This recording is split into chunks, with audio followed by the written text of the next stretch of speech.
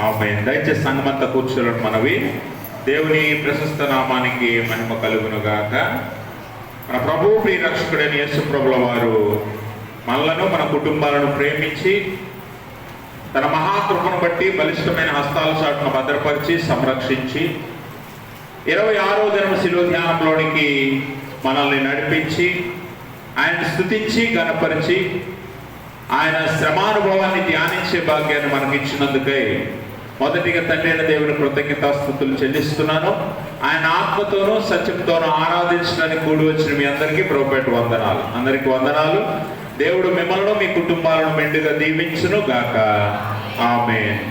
ఈ దినముకు ఏర్పాటు చేయబడిన లేఖన భాగాలను మనము చదువుగా విన్నాం. ఈ లేఖన భాగాల నుంచి ఏర్పాటు చేయబడిన అంశము అవహేళన. అవహేళన అనగా మాక్రీ, లేకపోతే దీన్నే మనం తెలుగులో అపహసించుట, దూషించుట, ఆట పట్టించుట, లేకపోతే ప్రవర్తింపని రీతిలో ప్రవర్తించుట. అనగా ఒక వ్యక్తితో ఎలా ప్రవర్తించకూడదో అలా ప్రవర్తించుటనే ఈ అవహేళన అనే మాటగా మనం చెప్తూ ఉంటాం. అయితే ఈ అవహేళన యేసు ప్రభువారు పొంది ఉండుటను బట్టి మనము ఈ లేఖనము ద్వారా కొన్ని ప్రాముఖ్యమైన విషయాలను ఈరోజు ధ్యానం చేద్దాం. యేసు ప్రభువారు అసలు అవహేళన పొందవలసిన అవసరత ఎందుకు వచ్చింది, లేకపోతే ఆయనను అపహసించవలసిన అవసరత అక్కడున్న రోమా సైనికులకు కానీ యూదా మత పెద్దలకు కానీ ప్రజలకు కానీ ఎందుకు వచ్చింది అన్న విషయాన్ని ఈరోజు మనము ధ్యానించవలసిన వారముగా ఉన్నాం. ఎందుకంటే అవహేళన లేకపోతే ఈ అపహసించుట అనేది మనసుకు తగిలే గాయం. వాస్తవానికి కొడితే తగిలేది శరీరానికి గాయం అవుతుంది. ఆ గాయము కొన్ని దినాల్లో మానొచ్చు, కానీ మనసుకు తగిలిన గాయము ఎప్పటికీ కూడా మానదు అనే విషయాన్ని కూడా మనం అర్థం చేసుకోవాలి. అందుకనే మనము మాటలతో చేసే గాయాలు చాలా బలమైనవి, లోతైనవి అనే విషయాన్ని కూడా మనము ఎరిగే ఉన్నాం. కాబట్టి యేసు ప్రభువారు శ్రమానుభవాన్ని పొందుతున్నప్పుడు శారీరకంగానే కాదు, కానీ ఆత్మీయంగా అలాగే మానసికంగా కూడా ఆయన చాలా హింస పెట్టబడ్డాడు, చాలా శ్రమ పొందాడు అనే విషయాన్ని మనము మొదటిగా అర్థం చేసుకోవాలి. అంటే అన్ని రకాలుగా మనము శరీరంతో చేసే పాపాలను బట్టి శారీరకంగా హింస పొందాడు, అలాగే ఆత్మీయంగా అనగా వాక్యానుసారముగా నడుచుకోవడానికి మనం చేసే పాపాలను బట్టి ఆత్మీయంగా కూడా ఆయన హింసింపబడ్డాడు. అలాగే మానసికంగా అనగా మన తలాంతులను బట్టి మన ఆలోచనలను బట్టి మనం చేసే పాపాలను బట్టి ఆయన మానసికంగా కూడా హింసించబడ్డాడు. కనుక సంపూర్ణముగా ఆయన 3 విధాలుగా కూడా ఆయన హింసించబడటం లేకపోతే శ్రమ పడటం మనం చూస్తాం. అయితే ఈ అవహేళన అనేది ప్రాముఖ్యంగా మరి మానసిక సంబంధమైన శ్రమ. చూడండి, ఎప్పుడైనా మనస్సులో మనం బాధపడుతున్నప్పుడు ఆ బాధను ఎవరు కూడా తీసివేయలేరు. ఒకవేళ శరీరానికి తగిలిన గాయం అనుకోండి, అది నొప్పి కలిగిస్తుంది అనుకోండి, అది బాధను కలిగిస్తుంది అనుకోండి, ఆ నొప్పికి మందులు ఉన్నాయి, శరీరానికి అయిన గాయానికి మందులు ఉన్నాయి. అది కొంతసేపటికో కొద్ది దినాలకో ఆ గాయం మానిపోతుంది కాబట్టి మనకు ఉపశమనం కలుగుతుంది. కానీ మనసుకు తగిలిన గాయాన్ని మాన్పగలవాడు ఎవడూనూ లేడు, ఒక్క దేవుడు తప్ప. కాబట్టి ఆ మానసిక గాయానికి కారణము ఈ అవహేళన. వారు చేసిన అవహేళన, అపహాస్యము ఆయనను మానసికంగా ఎంతగానో బాధించింది, ఆయన ఎంతగానో శ్రమ పడ్డాడు అన్న విషయాన్ని మనం అర్థం చేసుకోవాలి. చదువుకున్న సువార్త పాఠ్యభాగం 27వ అధ్యాయం మత్తయి సువార్త 31వ వచనాన్ని మనం ఒకసారి చదివితే అమ్మా 27:31 చదవండి. ఆయనను అపహసించిన తరువాత ఆయన మీదనున్న అంగీని తీసివేసి ఆయన వస్త్రములు ఆయనకు తొడిగించి సిలువ వేయుటకు ఆయనను తీసుకొని పోయిరి. గమనించండి ప్రభునందు ప్రియమైన స్నేహితులారా, అవహేళన అనేది మానసిక శ్రమ కనుక ఈ అవహేళన ఆయనను శారీరక శ్రమకు అప్పగించటానికి ముందు అక్కడ ఆ సైనికులు యేసు ప్రభు వారిని ఎలా హింసించారట? మానసికంగా హింసించారట. మానసికంగా ఆయన హింసించి అపహసిస్తున్నారట. ఆయన ఎదుట మోకరించి యూదుల రాజా నీకు శుభమని చెప్పి ఆయనను వెక్కిరిస్తున్నారట. ఆయనను వెక్కిరిస్తున్నారు, అవహేళన చేస్తున్నారు, అపహసిస్తున్నారు. మరి అలాంటి భయంకరమైన మానసిక శ్రమను యేసు ప్రభువారు ఎదుర్కొంటున్నారు. ఈరోజు చాలా మంది మన జీవితాల్లో కూడా మనల్ని అపహసించే వాళ్ళు, అవహేళన చేసేవారు చాలా మంది ఉంటారు. లేకపోతే మనమే చాలా మందిని అపహసిస్తుంటాం, అవహేళన చేస్తూ ఉంటాం. వాస్తవానికి ఇది మానవుల్లో ఉన్న ఒక రకమైన వ్యాధి అన్న విషయాన్ని కూడా మనం అర్థం చేసుకోవాలి. అసలు యేసు ప్రభువారు ఇలా అపహసించబడటానికి, లేకపోతే అవహేళన చేయబడటానికి, వెక్కిరించబడటానికి గల కారణం ఏంటి అని ఆలోచన చేస్తే యేసు ప్రభువారు చేసిన బోధలే దానికి ముఖ్య కారణం. యేసు ప్రభువారు చేసిన బోధలు ఆనాటి యూదా మతానికి కానీ రోమా ప్రభుత్వానికి కానీ ఏమాత్రము రుచించలేదు. ఎందుకనంటే యేసు ప్రభువారు చేసిన ఆ బోధలను బట్టి మరి యూదా మతస్థులు కూడా చాలా వరకు మరి వారు ఆయన మీద కోపాన్ని తెచ్చుకున్నారు. ఎందుకనంటే ఆయన విశ్రాంతి దినమున ఒక వ్యక్తిని స్వస్థపరిచాడు, అలాగే పాపులతో కలిసి భోజనం చేశాడు, అలాగే ఇంకా అనేక రకాల విషయాలను ఆయన చేయటం ద్వారా, పరిచర్యలో భాగంగా చేయటం ద్వారా ఆయన యూదులకు ఏమాత్రం నచ్చలేదు. పునరుద్ధానము లేదని నమ్మిడి సద్దూకైలను కూడా ఆయన విమర్శించాడు.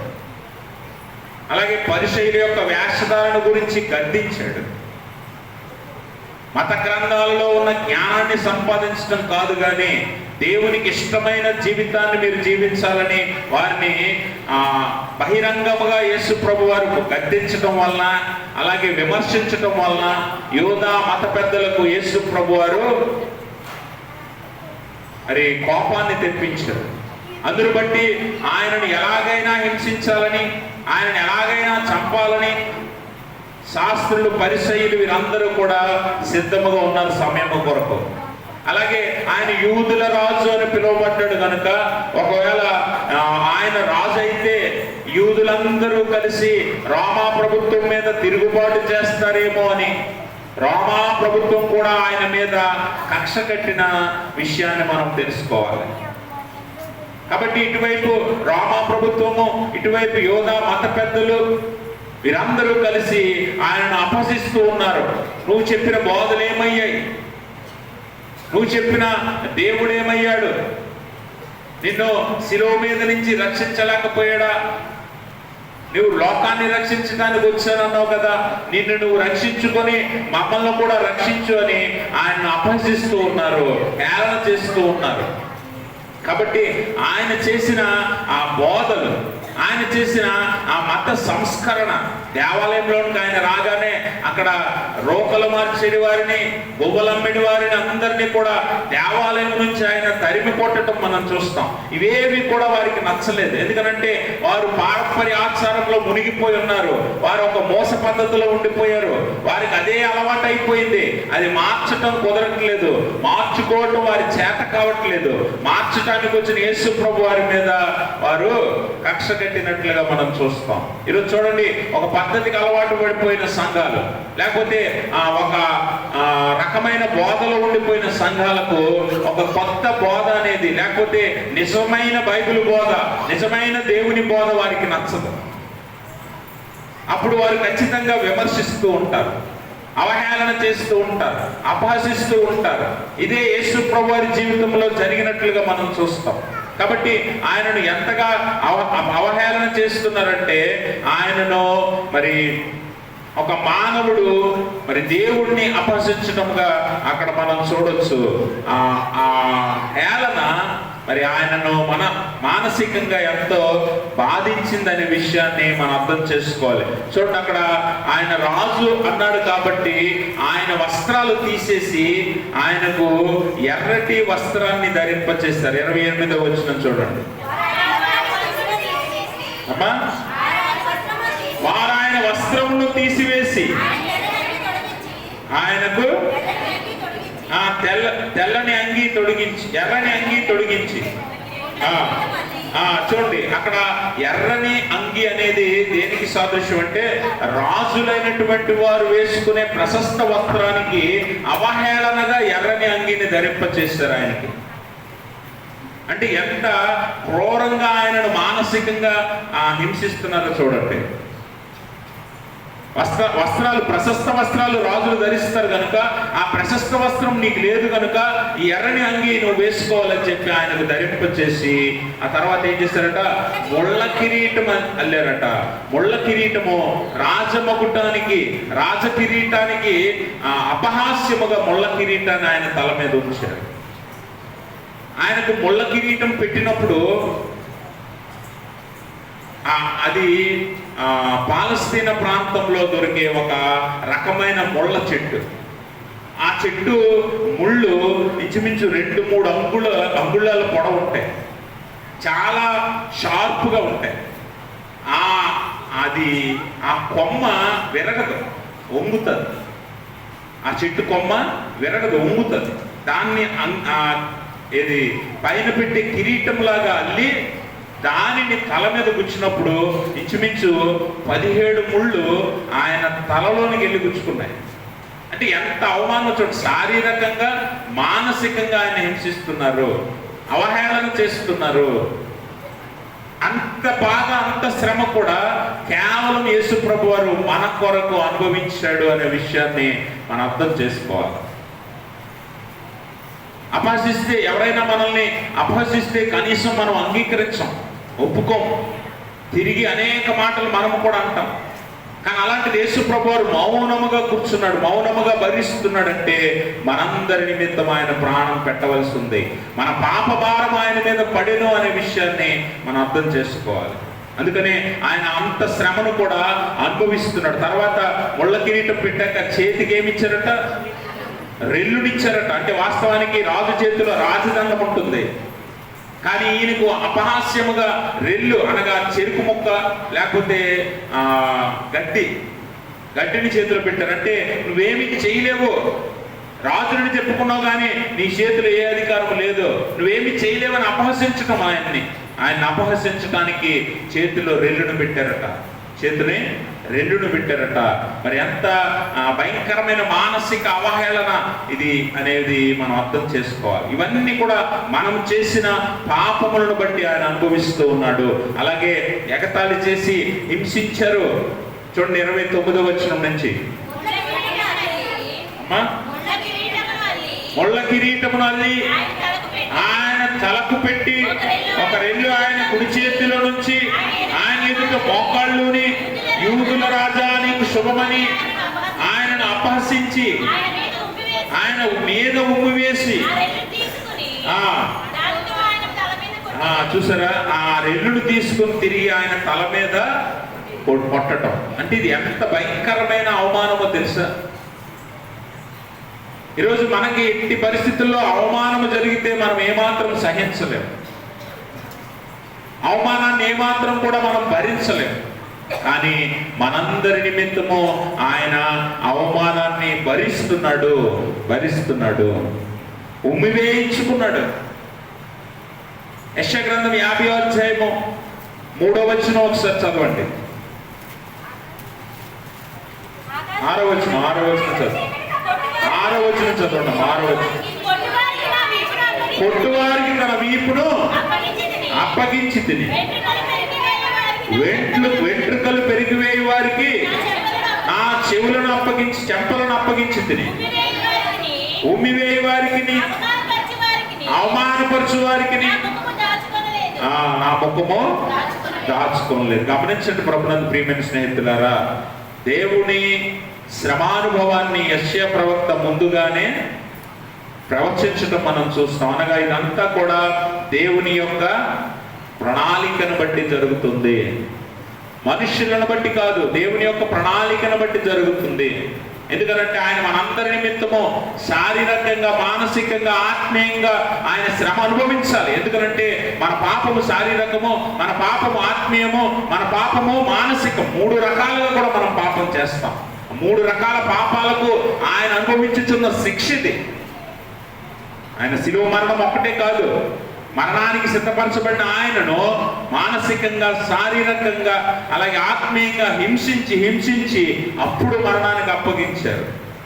ఇవన్నీ కేవలం మనందరి కొరకే, ఇవన్నీ కేవలము మనందరి కొరకే అనే విషయాన్ని మనం అర్థం చేసుకోవాలి.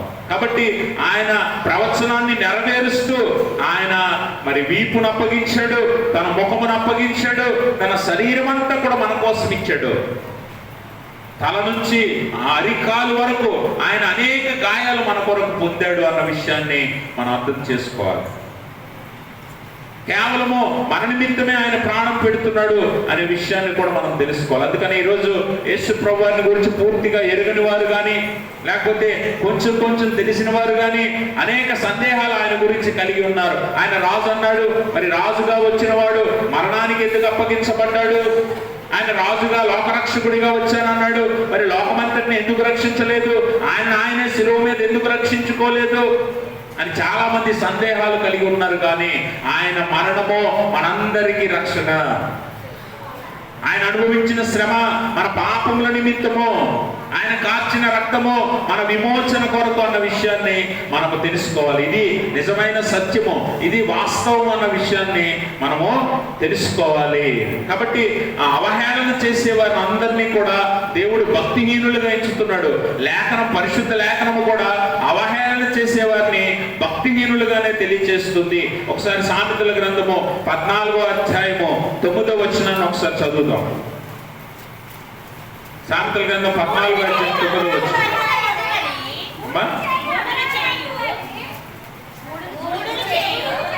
మూఢుడు చేయు అపరాధ పరిహారార్థ బలి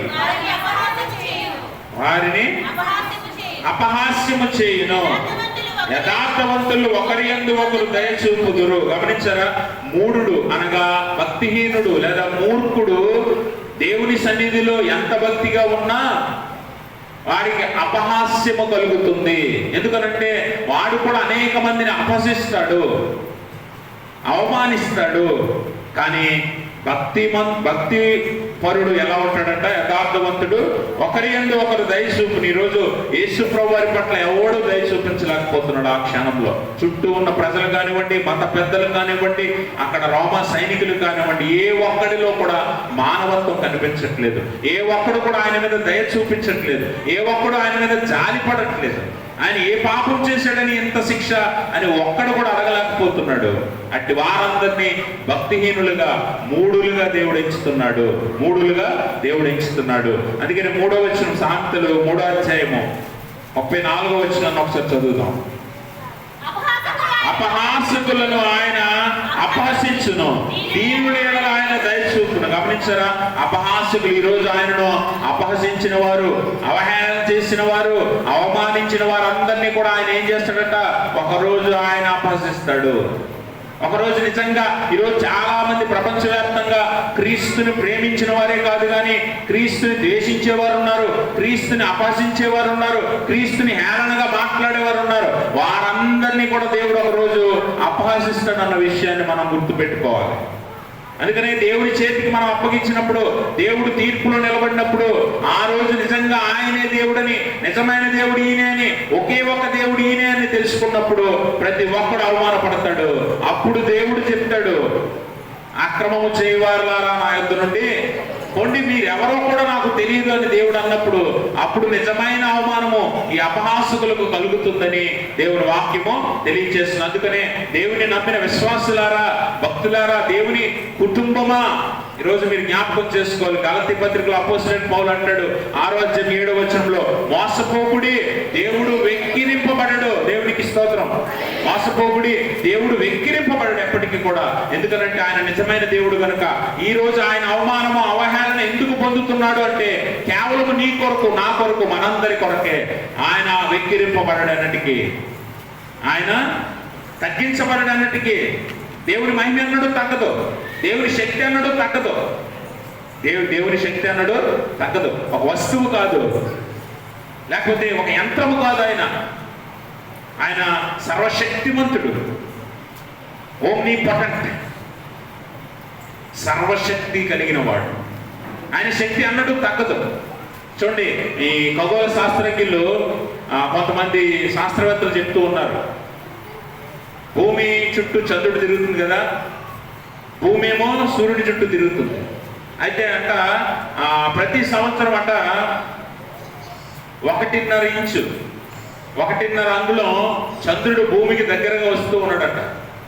అంటే దాని అర్థం ఏంటంటే కొన్నాళ్ళకి భూమి యొక్క గురుత్వాకర్షణ శక్తి వలన చంద్రుడు పట్టు కోల్పోయి భూమి మీద పడిపోతాడు.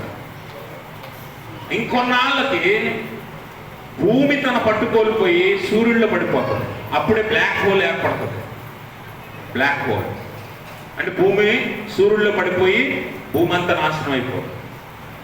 అంటే కొన్నాళ్ళకి భూమికున్న శక్తి కోల్పోతుంది, చంద్రుడికున్న శక్తి కోల్పోతుంది. అలాగే ప్రతిదీ తన శక్తిని కోల్పోద్ది, కానీ సర్వశక్తిమంతుడైన దేవుడు ఎన్నటికీ తన శక్తిని కోల్పోడు, ఎన్నటికీ తన మహిమను కోల్పోడు, ఎన్నటికీ ఆయనే నిలిచి ఉంటాడు. అందుకే ఆయన అవమానించబడ్డట, వెక్కిరించబడ్డట. అందుకే మనుష్యుడు ఏమి విత్తునో ఆ పంటనే కోయని. ఈరోజు ఆయన్ని అవమానించిన వారు, ఆయనని అవహేళన చేసిన వారు, ఆయనని అపహసించిన వారు అందరూ కూడా అదే పంటను కోయాల్సి ఉంది. అందుకనే మనందరము కూడా కొన్నిసార్లు క్రైస్తవులుగా ఉన్నందుకు కొన్నిసార్లు మనము భయపడుతూ ఉంటాం. ఏం జరుగుతుందో అనిపిస్తుంటుంది, ఎలాంటి పరిస్థితులు ఎదుర్కోవాల్సి ఉందో అని మనం భయపడుతూ ఉంటాం. కానీ దేవుని వాక్యం అంటుంది, పగ తీర్చుకొనుట నా పని, తీర్పరిని నేనే, న్యాయము తీర్చువాడును నేనే అని దేవుని వాక్యం తెలియజేస్తుంది. కనుక ఒక దినం ఆయన ఎదుట అందరూ నిలవబడినప్పుడు ఆయన అపహసించిన వారందరూ కూడా అవమానమనే బహుమానముగా పొందుతారు. దేవునికి స్తోత్రం. కాబట్టి విశ్వాసులుగా మనం తెలుసుకోవాల్సిన విషయం ఏంటంటే, ఆయన ఇన్ని శ్రమలు, ఇన్ని బాధలు ఎందుకు పొందాడు అని అంటే మనందరి నిమిత్తమే అనే విషయాన్ని మనం అర్థం చేసుకోవాలి. కాబట్టి గమనించండి ప్రభునందు ప్రియమైన స్నేహితులారా, దేవుడు అంటున్నాడు, అందుకనే ఈరోజు ఆయనను అపహసించిన వారు నిన్ను నన్ను కూడా అపహసిస్తారు, నిన్ను నన్ను కూడా అవమానపరుస్తారు. ఇలాంటి లోకం ఇది. కాబట్టి దేవుడు అంటున్నాడు మత్తయి సువార్త 5వ అధ్యాయం 11-12 వచనాలు అంటాడు, నా నిమిత్తము జనులు మిమ్మల్ని నిందించి హింసించి మీ మీద అబద్ధముగా చెడ్డ మాటలలో పలుకున్నప్పుడు మీరు ధన్యులు. ఈరోజు యేసు ప్రభువారిని అక్కడ సిలువకు అప్పగించే ముందు ఆ రోమా సైనికులు కానివ్వండి, యోధా మత పెద్దలు కానివ్వండి, అక్కడ చుట్టూ ఉన్న ప్రజలు కానివ్వండి, యేసు ప్రభువారిని ఎలా అపహసిస్తున్నారంటే, ఎలా దూషిస్తున్నారంటే, ఎంత భయంకరంగా వారు ఆయన్ను మానసికంగా హింసిస్తున్నారో మనం చూస్తున్నాం. అదే శ్రమ ఒకవేళ మీకు ఎదురైతే మీరు సంతోషించండి, ఆనందించండి. ఎందుకనంటే ఒకరోజు న్యాయము తీర్చివ్వండి నేనే, తీర్పరిని నేనే, న్యాయాధిపతిని నేనే. నా ఎదుట సర్వజనులు సర్వలోకము నిలవబడవలసిందే. అప్పుడు అవమానపరిచిన వారిని నేను అవమానపరుస్తాను. నా యందు విశ్వాసం ఉంచి నా నిమిత్తము హింస పొందినవాడు, దూషింపబడినవాడు, అవహేళన పొందినవాడు, అవమానం పొందినవాడు, శ్రమలు అనుభవించిన వాడు ధన్యుడు అనే విషయాన్ని దేవుని వాక్యం తెలియజేస్తుంది. ఈరోజు మరి దేవుని వాక్యమును బట్టి మనం అర్థం చేసుకోవాల్సిన విషయం ఏంటంటే, క్రీస్తు నిమిత్తము లోకంలో ఎదురయ్యే శ్రమలైనా సరే సహించు, భరించు, వాటి కొరకు సిద్ధపడు. అయినా కూడా మరి దేవుడు నీకు తోడుగా ఉంటాడు. కాబట్టి యేసు ప్రభువారిని అందరి ఎదుట నిలవబెట్టి వారు అపహసిస్తున్న ఆ రీతిని చూస్తే మనము ఆలోచన చేయవచ్చు, దేవుణ్ణి కూడా వారు ఏమాత్రమో విడిచిపెట్టలేదు. ఆయన్ని ఎగతాళి చేశారు, ఆయనను హింస చేశారు, ఆయన అవమానించారు. అయినా కూడా దేవుడు మరి తన విధేయతను మన కొరకు ఆయన పెట్టడానికి, ప్రాణం పెట్టడానికి వచ్చిన ఆయన పరిచర్యను ఎన్నడూ కూడా విడిచిపెట్టలేదు, మర్చిపోలేదు. ఈరోజు మనం ఎంత ప్రశాంతంగా ఉన్నా కొంతమంది మనల్ని అవమానపరిచే మాటలు అన్నప్పుడు మనలో ఉన్న కోపం బయటకు వస్తుంది, మనలో ఉన్న ఉద్వేగం బయటకు వస్తుంది, ఉద్రేకం బయటకు వస్తుంది. మన అసలు పని మర్చిపోయి వారి మీద దృష్టి పెట్టడం మనం చూస్తాం. యేసు ప్రభు వారి ద్వారా మనం తెలుసుకోవాల్సిన విషయం ఏంటంటే, నేర్చుకోవాల్సిన పాఠం ఏంటంటే, ఆయన ఏ పని మీద అయితే ఉన్నాడో ఆ పనిని చివరి దాకా విడిచిపెట్టలేదు. ఆయన యొక్క విధేయత లేకపోతే ఆయన త్యాగము, వినయము మనకి ఇక్కడ కనిపిస్తాయి. ఎంత ఓర్పు చూడండి, ఎంత ఓర్పు. ఆయన గుద్దారు, అపహసించారు, ఎవరు కొట్టారు, కళ్ళు మూసి ఎవరు కొట్టారా అని ఆయనను అపహసిస్తున్నారు, చెప్పుకో అని ఉమ్మి వేశారు. ఇదెంత అవమానమో, ఉమ్మి వేశారు. ఇలాంటి అవమానాలన్నింటినీ ఆయన కేవలము మనందరినీ మనసులో పెట్టుకొని భరిస్తున్నాడు అంటే ఆయనకి ఎంత ఓర్పు, ఆయనకి మనమంటే ఎంత ప్రేమో. మన కొరకు సమస్తాన్ని వదులుకున్నాడు ఆయన. అలాంటి దేవుణ్ణి మనం పొందుకున్నామంటే మనమెంత ధన్యులమో అర్థం చేసుకోవాలి.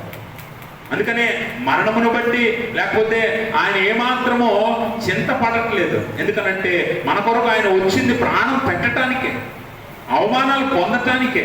అయినా శారీరక శ్రమ, మానసిక శ్రమ, ఆత్మీయ శ్రమ ఆయన అనుభవిస్తున్నాడు మన కోసం. ఒక శారీరక వ్యక్తిగా లేకపోతే శరీరధారిగా ఆయన అనుభవిస్తున్నాడు కనుక ఆ బాధను భరిస్తున్నాడు. కాబట్టి ఆయన వినయము, ఆయన త్యాగము, ఆయన ప్రేమ, ఆయన ఓర్పు ఇక్కడ కనిపిస్తాయి. ఇవి మనం నేర్చుకోవాలి. రెండో కోణం ఏంటంటే, మానవ దృష్టిలో చూస్తే మనుషులంత క్రూరులో అక్కడ కనిపిస్తుంది. చుట్టూ ఉన్న ప్రజలు కానివ్వండి, లేకపోతే మత పెద్దలు కానివ్వండి, లేకపోతే రోమా సైనికులు కానివ్వండి, ఎవరిలో కూడా మానవత్వం కనిపించట్లేదు. అందరిలో కూడా క్రూరత్వమే ఉంది. ప్రజలందరూ అంటారు సిలువేయండి అని కేకలు వేస్తున్నారు. యోధా మత పెద్దలు ఎప్పుడు చంపుదామా అని చూస్తున్నారు. రోమా సైనికులైతే ఈయన అవహేళన చేసి ఈయనతో ఆడుకుంటున్నారు. అంటే ఏ ఒక్కడిలో కూడా మానవత్వం అనేది లేదు, మానవత్వం చచ్చిపోయింది అన్న విషయాన్ని మనం తెలుసుకోవాలి. అందుకే మానవులకు మనందరం లోకానికి వెలుగై ఉన్నామని దేవుడు ఎందుకు అంటున్నాడో తెలుసా? ఈరోజు అనేక మందికి ప్రేమను నేర్పించాల్సింది నువ్వే. అనేక మందికి తోటివాడిని ప్రేమించడం, తోటివాడికి సహాయం చేయటం, తోటివాడిని ఆదుకోవడం, ఆదరించడం నేర్పించాల్సింది నువ్వే.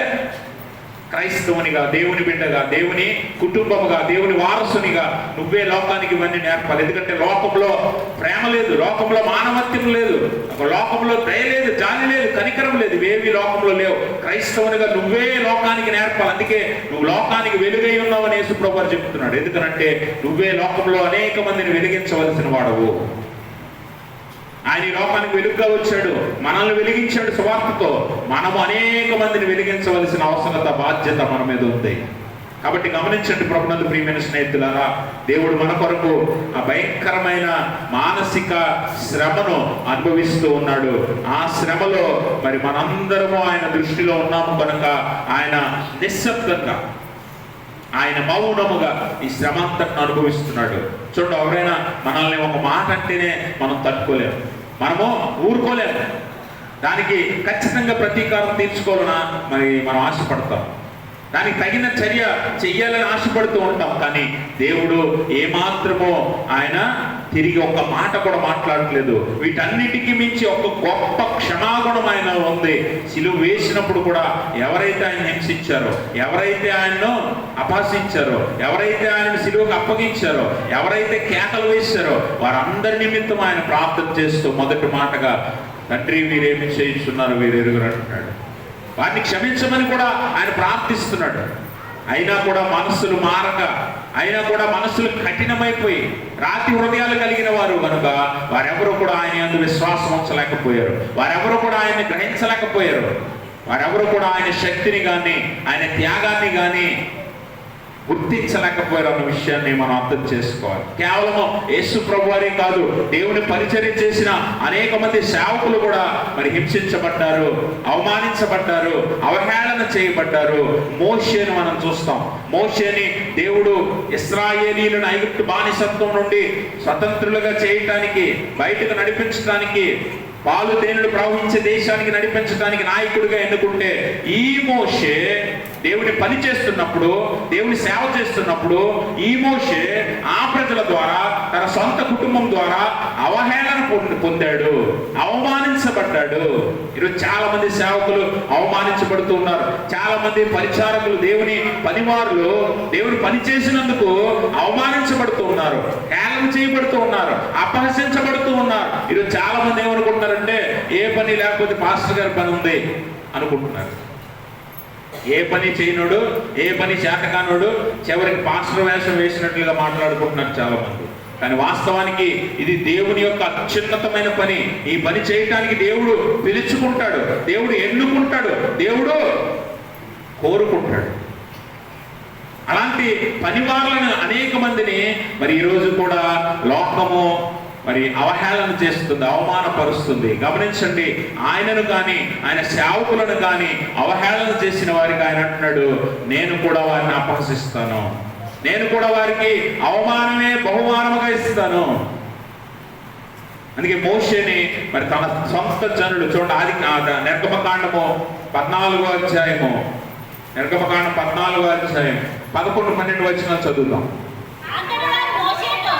అంతటి వారు మోషేతో ఐగుప్తులో సమాధులు లేవని, ఈ అరణ్యంలో చచ్చుటకు మమ్మును రప్పించితివా? మమ్మను ఐగుప్తులో నుండి బయటికి రప్పించి మమ్మను ఇట్లు చేయనేలా, మా జోలికి రావద్దు, ఐగుప్తీయులకు దాసులమవుతామని ఐగుప్తులో మేము నీతో చెప్పిన మాట ఇదే కదా. ఈ అరణ్యంలో చచ్చుట కంటే ఐగుప్తీయులకు దాసులమవుటే మేలని చెప్పిరి. చూడండి, అందుకని మరి మోషేని ఎలా అవమానిస్తున్నారు చూడండి. అంతకుముందేమో ప్రభువా మమ్మల్ని ఈ బానిసత్వం నుంచి తప్పించు, మా కన్నీరు చూడు ప్రభువా, మా ప్రార్థన ఆలకించు ప్రభువా అని మొరపెట్టిన ఈ జనాంగము మోషే ద్వారా బయటికి దేవుడు రప్పిస్తే మోషేతో అంటున్న మాటలు ఇవి. ఇక్కడ సమాధులు లేవని, అక్కడ ఐగుప్తులో సమాధులు లేవని, ఎక్కడికి తీసుకొచ్చి మమ్మల్ని చంపడానికా తీసుకొచ్చావు?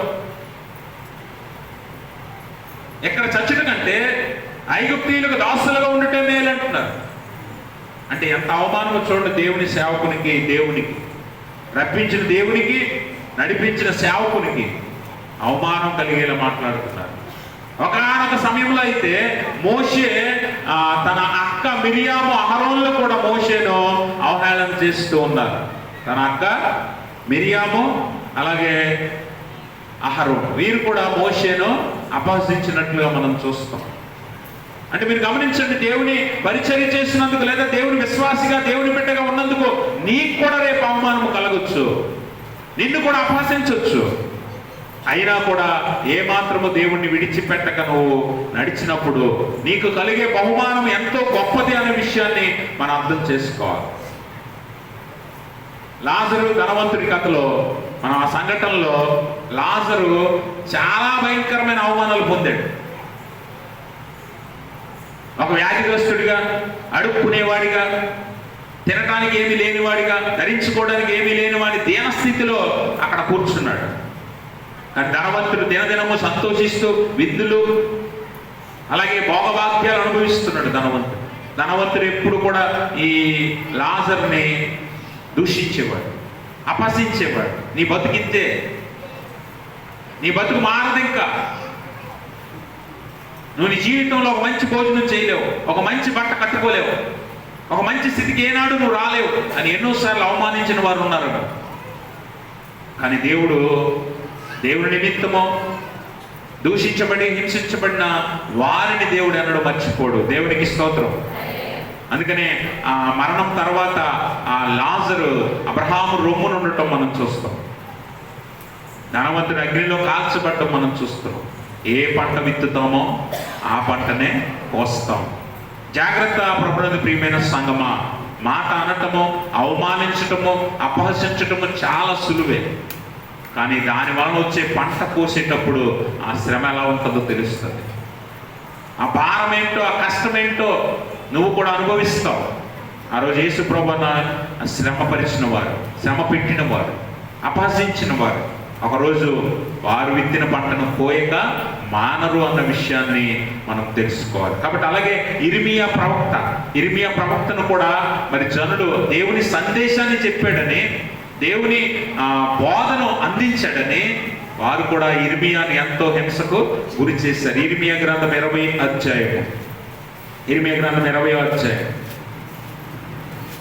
7వ వచనం చదవండి. యెహోవా నీవు నన్ను ప్రేరేపింపక నీ ప్రేరేపణకు లోబడితిని, నీవు బలవంతము చేసి నన్ను గెలిచితివి, నేను దినమెల్లా నవ్వుల పాలైతిని. అందరూ నన్ను ఏం చేస్తున్నారట? యెహోవా దేవుడు ఏమన్నాడంటే ఇర్మియాతో, నేను చెప్పిన మాటలు ప్రజలకు తెలియచేయి, ఇశ్రాయేలు జనాంగానికి తెలియచేయంటే ఇర్మియా ప్రవక్త అలాగే తెలియజేసాడట. అయితే అలా తెలియజేసినందుకు ఇర్మియా పొందుకున్న బహుమానం ఏంటట? నవ్వుల పాలయ్యాడట, ఎగతాళిని పొందుకున్నాడట. దేవుని పనివారులారా, దేవుని విశ్వాసులారా, సిగ్గుపడద్దు.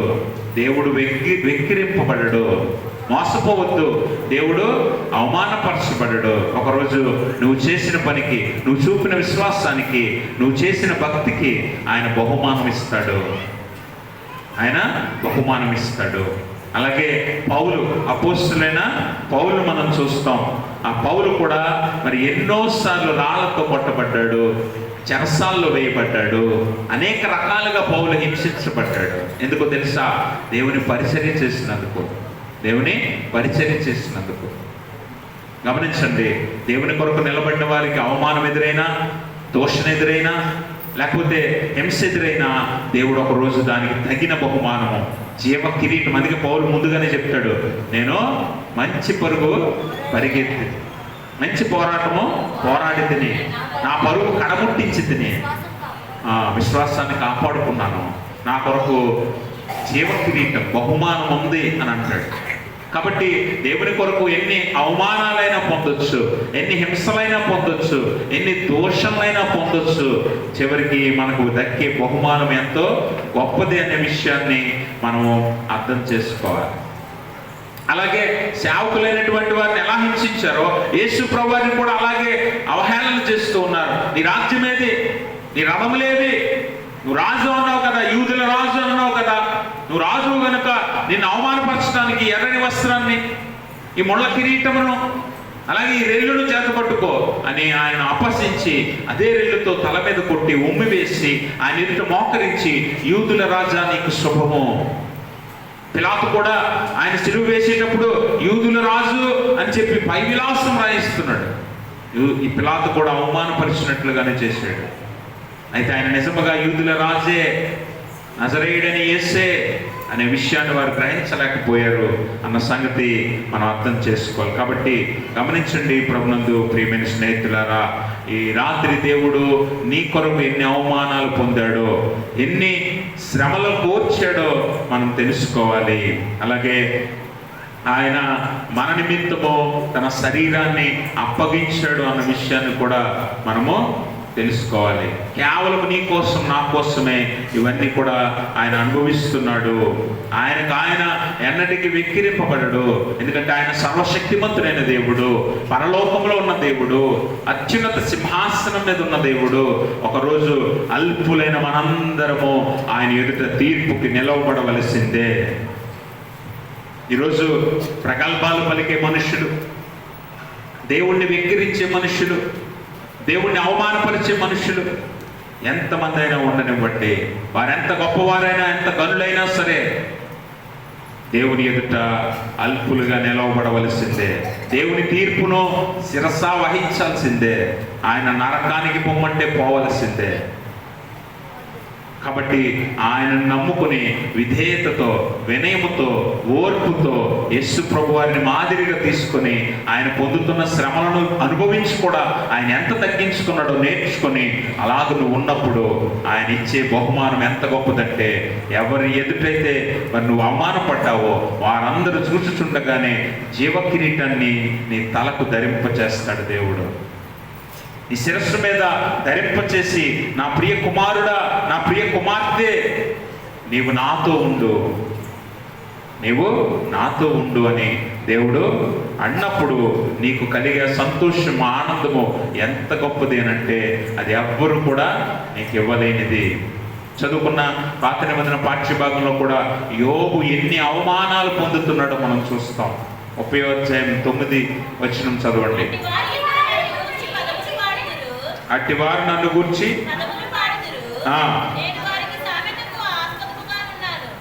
నేను వారికి సామెతకు, చూసారా మీరు ఎంత అవమానమో చూడండి, ఎంత అవమానమో చూడండి యోబుకి. నేను వారికి సామెతకు ఆస్పదముగా ఉన్నానట. అంటే ఒకవేళ దేవుణ్ణి నమ్ముకుంటే నువ్వు యోబులాగా అయిపోతావు అని సామెతలు చెప్పే స్థాయికి యోబును అవమానిస్తున్నారు. అరే మాలా బ్రతుకు, చక్కగా సుఖంగా సంతోషంగా బతకొచ్చు. ఒకవేళ యోబులాగా దేవుణ్ణి నమ్ముకుంటే ఇదిగో యోబు లాంటి పరిస్థితి వస్తుంది. అన్ని పోగొట్టుకోవాల్సి వస్తుంది, పిల్లల్ని పోగొట్టుకోవాల్సి వస్తుంది, ఆస్తి పోగొట్టుకోవాల్సి వస్తుంది, పేరు ప్రఖ్యాతులు పోతాయి, జబ్బు పడిపోయి భార్య కూడా అవమానించే స్థితికి పడిపోతావని యోబుని ఒక సామెతలాగా వాడుకుంటున్నారట. అంటే ఎంత అవమానమో చూడండి యోబుకి. అయినా కూడా యోబు దేవుణ్ణి విడిచిపెట్టలేదు. దేవునికి స్తోత్రం, దేవునికి స్తోత్రం. అలాంటి స్థితిలో తన భక్తిని కానీ, విశ్వాసాన్ని కానీ, దేవుని మీద ఉన్న నమ్మకాన్ని కానీ అన్నడు కూడా యోబు పోగొట్టుకోలేదు. చూడండి, చదువుకున్న ఉత్తర ప్రచిత్ర భాగము 69వ సంకీర్తనలో కూడా 7వ వచనం, నీ నిమిత్తము నేను నిందనొందిన వాడనైతిని, నీ నిమిత్తము సిగ్గు నా ముఖమును కప్పెను, నా సహోదరులకు నేను అన్యుడనైతిని, నా తల్లి కుమారులకు పరుడనైతిని. చూసారా, దేవుణ్ణి నమ్ముకున్నందుకు కొన్నిసార్లు కుటుంబీకులే మనల్ని అపహసించవచ్చు, అవహేళన చేయొచ్చు. అస్తమానం ప్రార్థన అంటావేంటి, అస్తమానం ఆ చర్చికి వెళ్ళిపోతావేంటి అని కుటుంబ సభ్యులు కూడా నేను అపహసించవచ్చు.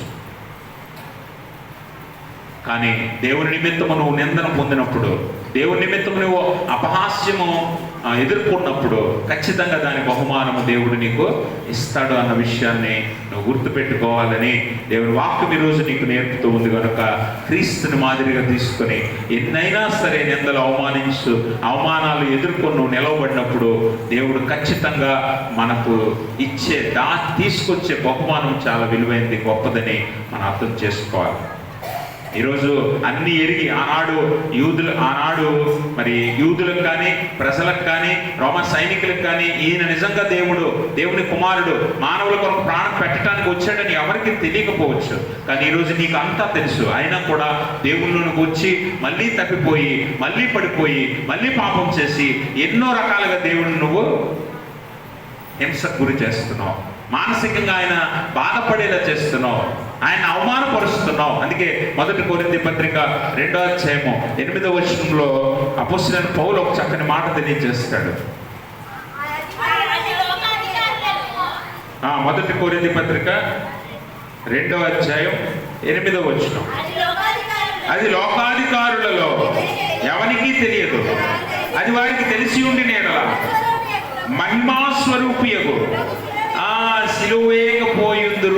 సిలువేకపోయి ఉందురు. ఈరోజు ఆనాడు వారికి తెలియదు కనుక దేవుణ్ణి సిలువకు అప్పగించారు.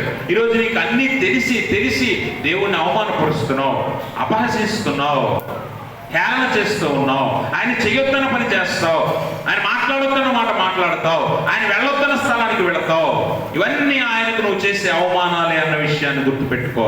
అందుకని ఆయన అంటాడు, మరి అపోస్తలుడైన పౌలు హెబ్రీ పత్రికలో 6వ అధ్యాయము 4వ వచనం అంటాడు, మీ వల్లనే అన్ని జనులలో నా నామము దూషింపబడుచున్నది.